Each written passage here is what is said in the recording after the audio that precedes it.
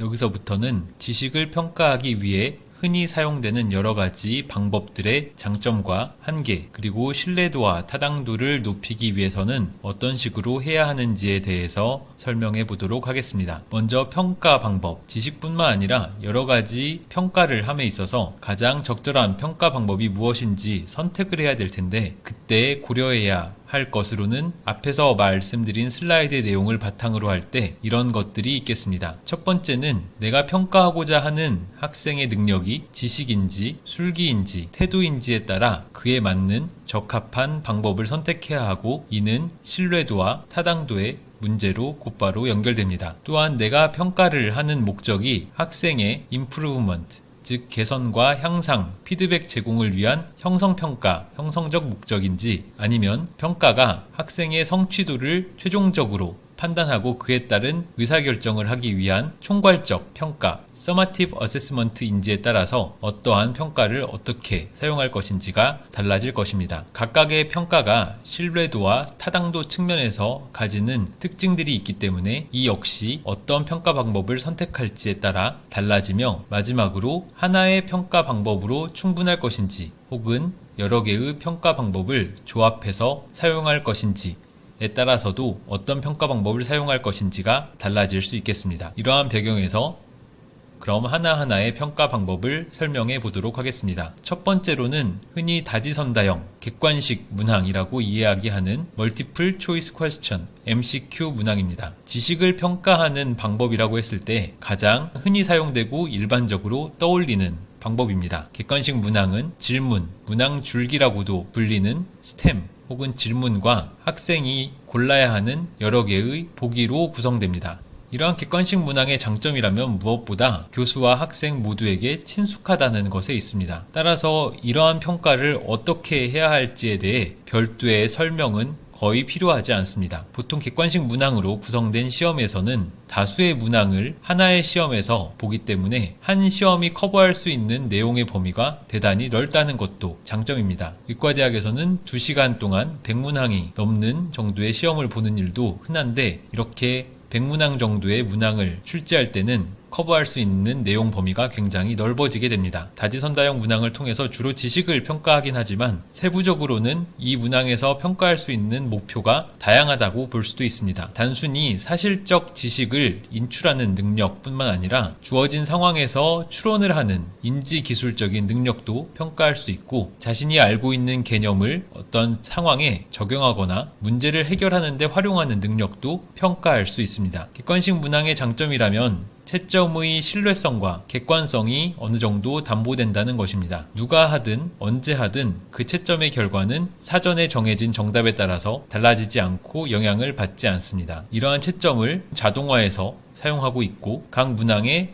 정답, 오답 등 수치적으로 얻어지는 문항에 관한 정보를 바탕으로 각 문항에 대해서 분석을 하기도 용이합니다. 하지만 이러한 장점에도 불구하고 당연히 객관식 문항이 가지는 여러 가지 단점도 있습니다. 먼저 객관식 문항은 얼마나 그 학습자가 정보를 잘 인출하는지, 그리고 주어진 보기 중에 그 정답을 인식, 즉 레코그니션 해낼 수 있는지에 주로 의존한다는 한계가 있습니다. 또한 채점 시간이 상당 부분 단축되긴 하지만 단순히 정보의 인출이 아니라 지식 적용과 문제 해결 수준의 능력을 평가하기 위해서는 문항 개발에 상당한 시간을 할애해야 합니다. 따라서 채점 시간에서 얻어진 시간적 이익은 그만큼 좋은 문항을 개발하는 데 투입되어야 한다고 볼 수 있습니다. 주어진 몇 개의 보기 중에 선택하는 방식으로 정답을 제출하기 때문에 충분히 찍기, 즉 게싱을 통해 정답을 맞출 수 있다는 것도 한계점이며, 이러한 시험에서 교육적인 피드백으로서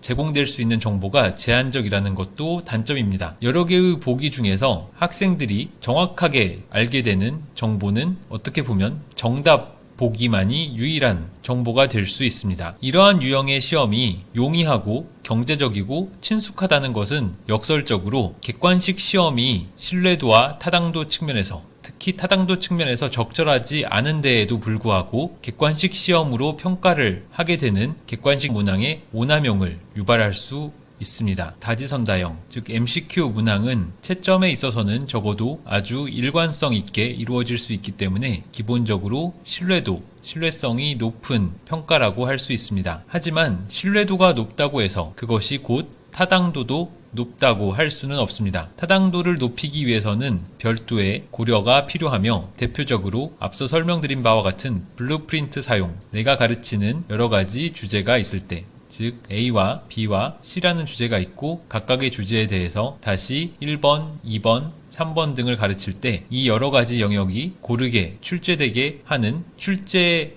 계획표와 같은 블루프린트를 사용해야만 평가의 타당성, 특히 내용 타당도를 확보할 수 있습니다. 객관식 문항에 있어서 좋은 문항을 작성하는 것도 평가에 대단히 중요합니다. 평가가 이루어지는 과정에서 학생에게 제시되는 유일한 정보가 문항 줄기와 보기, 즉 답까지 이기 때문에 이것을 처음부터 잘 생각해서 오류가 없이 작성해야 하며 일단 문항 줄기를 충분히 길게 하고 보기를 짧게 하는 것이 바람직한 형태입니다. 특히 의과대학에서 보는 여러 가지 시험에 대해서는 학생에게 환자의 상황을 제시하고 이에 대해서 가장 적절한 진단 혹은 치료를 묻는 답까지가 보기로 짧게 제시되는 것이 바람직한 문항의 구조라고 할 수 있겠습니다. 컴퓨터 기반의 시험에서는 정답 순서가 자동적으로 무작위화 될 수 있겠지만 그렇지 않은 시험이라면, 즉 종이로 보는 시험이라면 정답 순서를 잘 무작위화 해서 특정한 번호에 정답이 몰리지 않게 하는 것이 바람직하며 문항 줄기를 작성할 때는 출제자가 의도하지 않은 문법적인 단서가 나타나지 않게끔 신경 쓸 필요가 있습니다. 문법적 단서를 파악함으로써 소위 시험머리가 좋은 학생들이 문항과 관련된 지식이 없는 상태에서도 이 문법적인 단서만 가지고 답을 맞추는 상황을 최대한 발생하지 않게 해야 하기 때문입니다. 문항 줄기에 있어서 중요한 것은 부정문이나 이중부정문을 사용하지 않는 것입니다.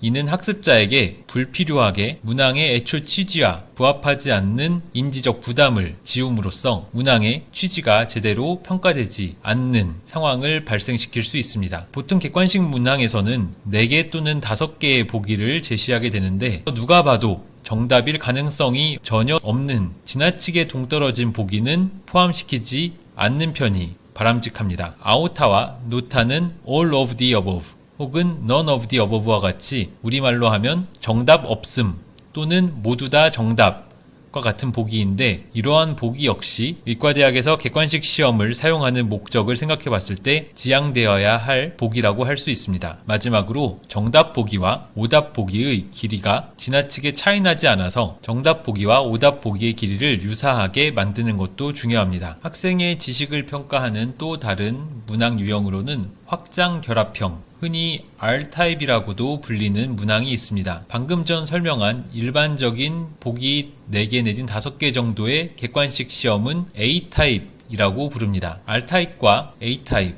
문항의 가장 큰 차이라고 한다면 그것은 R타입에서 제시되는 보기의 수가 훨씬 많다는 것입니다. 일반적인 객관식 시험에서 보기가 5개 정도 제시된다면 확장 결합형 문항에서는 보기가 10개에서 20개 정도까지도 제시가 됩니다. 하지만 기본적으로는 제시된 보기 중에 문항 줄기 혹은 문항에 적합한 가장 가능성이 높은 답을 고르는 형태이기 때문에 장점과 단점 측면에서 MCQ와 비슷한 특징을 갖습니다. 객관식 시험과 마찬가지로 광범위한 내용을 커버할 수 있고 지식의 인출과 적용을 테스트할 수 있으며 채점을 자동화할 수 있다는 장점이 있습니다. 또한 임상적인 문제 해결 기술, 즉 가장 가능성이 높은 진단이나 가장 적절한 치료 방침을 잘 알고 있는지 테스트하는 것도 확장 결합형 문제에서 흔히 다뤄지는 내용입니다. 다만 보기가 말씀드렸던 것처럼 10개에서 20개 정도로 많기 때문에 단순히 찍어서 정답을 맞출 가능성도 낮아지고 그 많은 보기 중에 어렴풋하게 기억에 남아있는 것을 바탕으로 적당히 recognize,